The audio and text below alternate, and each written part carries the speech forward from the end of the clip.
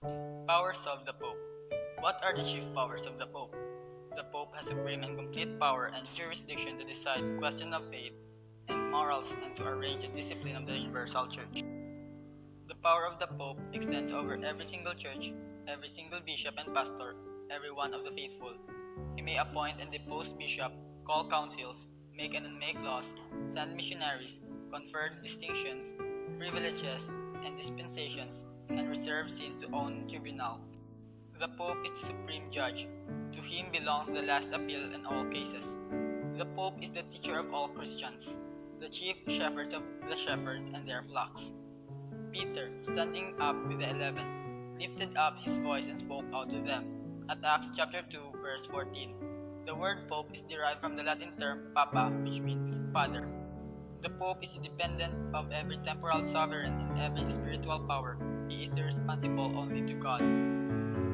What is the temporal power of the Pope? The temporal power of the Pope is his power to rule an independent state as sovereign, free, and independent from other earthly sovereigns. The vastness of the Church and the greatness of its responsibilities towards its billions of members require that it should be able to communicate with them unhampered by any national government, free of foreign interference. When Constantine the Great was converted at the beginning of the 4th century, he gave large grants of monies and lands to the Church.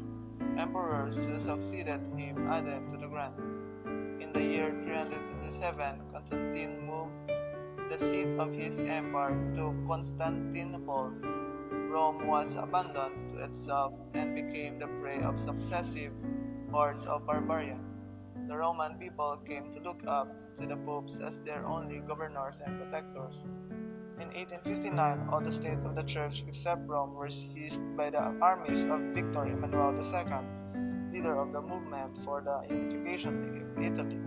In 1870, Rome itself was taken and made capital of Italy, and the Pope became virtually a prisoner in his own palace. In 1929, the Lateran Treaty signed between the Holy See and the Crown of Italy recognized the Pope's temporal power and his sovereignty over the city of the Vatican. By a formal concordat between the Pope and the Crown of Italy, the city of the Vatican is the smallest sovereign state in the world.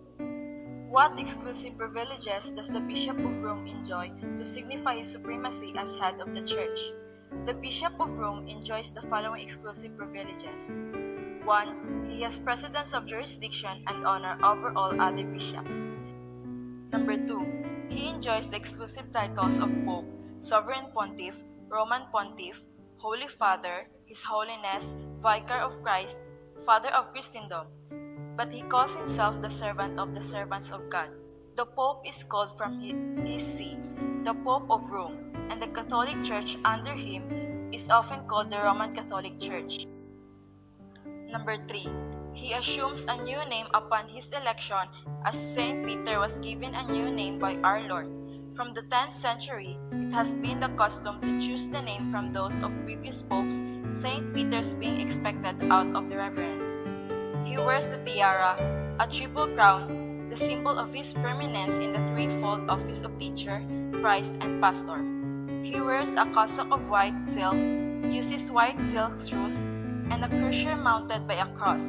He issues medals, confers knighthood. He sends ambassadors. He has a gold and white standard. Consistories. The College of Cardinals is the Senate of the Pope. As principal advisors and helpers, the cardinals assist the Holy Father in the government of the Church. After the Supreme Pontiff, the cardinals have the highest dignity in our Holy Mother Church. Consistories are assemblies of cardinals presided over by the Pope. There are three kinds of consistory. Secret, with only the Pope and cardinals present. Public, attended by other prelates and lay spectators. Semi-public, attended by bishops and patriarchs. At the secret consistory, the Pope delivers an allocution on religious and moral conditions throughout the world. Sometimes seeks the opinion of the cardinals on the creation of new cardinals. Gives the cardinals wings, appoints bishops, archbishops, and patriarchs, makes ecclesiastical transfers, divides or unites dioceses, and asks for a vote on a proposed canonization. At a public consistory, the Pope bestows the red hat. Here's the causes of beatification and canonization. At the semi-public consistory, the propriety of a proposed canonization is decided.